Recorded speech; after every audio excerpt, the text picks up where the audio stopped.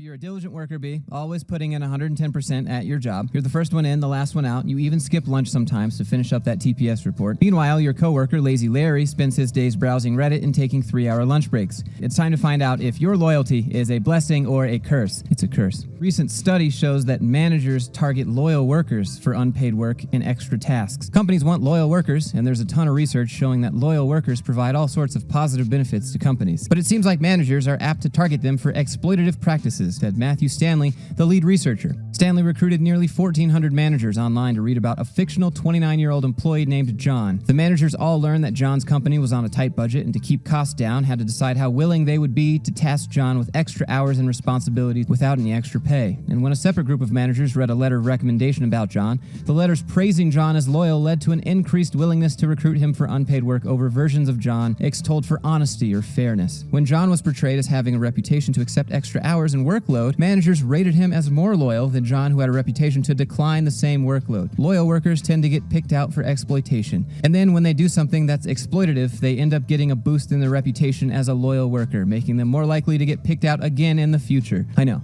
it's like finding out that the sky is blue, but hey, we've got science on our side now, okay? In other words, your loyalty is being rewarded with more work, while Lazy Larry over there is being rewarded with, well, more time to browse Reddit. The study also said one reason managers preyed on loyal workers over others is their belief that it's just the price to pay for being loyal. Stanley and his team found that managers targeted loyal workers because they believe that loyalty comes with a duty to make personal sacrifices for their company. So not only are you being overworked, but your managers know you'll just grin and bear it. Now let's take a moment to understand why managers do this. Is it because they're evil masterminds plotting to suck the joy out of your life?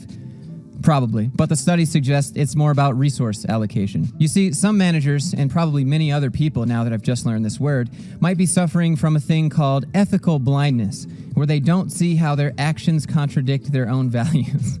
Yeah, it's more than just managers for sure. No, but I'm serious. It says it's not all malicious though. Exploitation may be in part just due to ignorance, or what psychologists call ethical blindness. So they're just accidentally taking advantage of you. And as for less loyal, less committed workers, well, they're like delicate flowers to these managers. They know that if they push Lazy Larry too hard, he might just decide to take his talents elsewhere. And by talents, I mean his uncanny ability to look busy without actually doing anything. They wouldn't want to risk losing such a valuable asset now, would they? So science has basically confirmed what a lot of us have been told our whole lives is wrong, that if you're loyal and you work hard and you just stick with the company, they'll reward you and you'll experience success no matter what. February 21st, 2023, the National Labor Relations Board issued a decision in McLaren-Macomb and Local 40 RN Staff Counsel. And the decision concluded that severance agreements might be deemed unlawful if they broadly restrict an employee's ability to speak out about the agreement or talk badly or disparage their employer. So here we are discussing the NLRB's decision and whether businesses might need to reconsider their confidentiality and non-disparagement clauses in their severance agreements. So first, what is the NLRB? The NLRB is the National Labor Relations Board, and it is an independent federal agency that protects the rights of private sector employees who join together with or without a union to improve their wages and working conditions. The National Labor Relations Act forbids employers from interfering with or restraining or coercing employees in the exercise of their rights for collective bargaining purposes. And so this means from interfering with or restraining their rights to work together, discuss, communicate with each other to improve their wages or the terms and conditions of their employment. Under the Act, employees have the right to communicate with their coworkers and other employees about their workplace, their wages, the amount of money that they're being paid, and their workplace rights.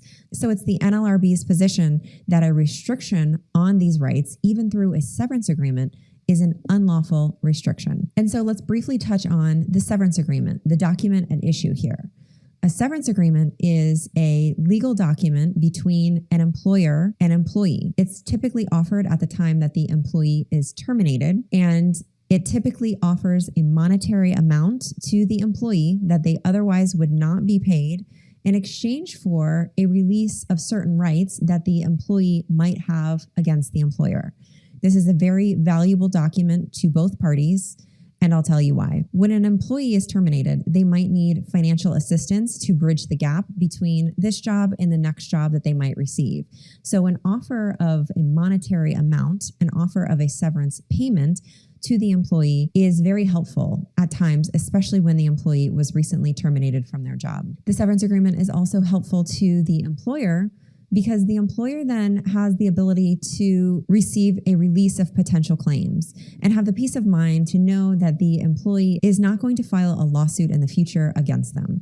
It allows them the peace of mind to know that the relationship has actually been terminated and there will not be any other issues going forward. Again, keep in mind that the severance agreement and the severance payment is completely voluntary. The employee does not need to sign it. The employer does not need to offer money. This is an additional exchange of money for a written document so that both parties can go their separate ways amicably. And so let's get into the two provisions that the NLRB is looking to restrict. And that is the confidentiality provision and the non-disparagement provision. And we'll break these provisions down part by part, and I'll explain why they are both so important to the agreement. First is the confidentiality provision, and this is a provision included in almost all legal agreements between employees and employers.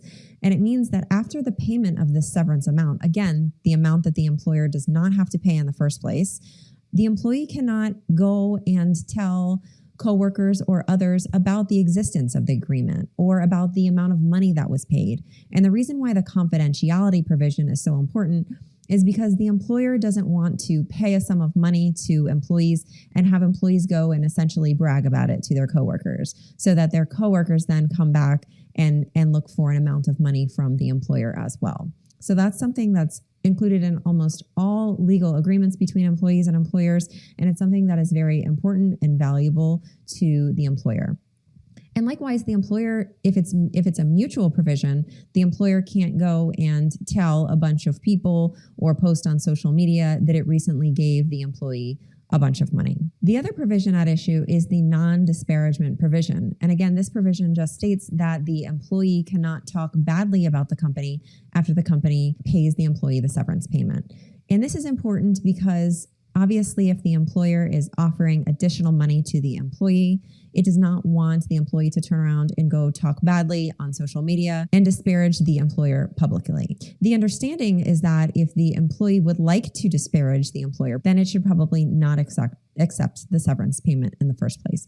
And again, that provision can also be mutual. And so the provision can restrict the employee's ability to talk badly about the employer. And if it's mutual, it can also restrict the employer's ability to go talk badly about the employee after the fact, after the document is signed. So again, these are two really important provisions to the severance agreement. These provisions really help to form a basis as to why it can be so valuable to an employer to offer this amount of money. And so here's the problem for employers. So these restrictions actually, in my opinion, create problems for both the employer and the employee. And I'll tell you why. A restriction on these two provisions creates problems for the employer. The employer is paying additional money in exchange for the employee not talking badly about them, not going around and telling them the agreement was signed. Again, this can be a mutual restriction on both parties. If the NLRB restricts the employer's ability to include these provisions in the severance agreement, these two provisions that are very important to employers and which really, in my opinion, forms the basis and motivation for why severance is offered in the first place, if employers don't have that protection, then it might cause employers not to offer severance agreements in the first place. And of course, this can have a negative effect on employees as well. If employers don't feel it's beneficial to offer this voluntary additional payment to employees who are recently terminated, employees might not be receiving the 2, 3, 4 weeks pay all the way up to several months of pay, whatever it might be, that an employee previously would have been able to receive had it be able to sign this agreement with the confidentiality and non-disparagement provisions. It might just not be worth it to the employer anymore. And so what are employers to do with their severance agreements at this time? First, let me point out that the decision has been published, and we anticipate that there will be additional guidance on this issue as to what can and cannot be included as it relates to the two provisions in severance agreements in the near future. So stay tuned as to that.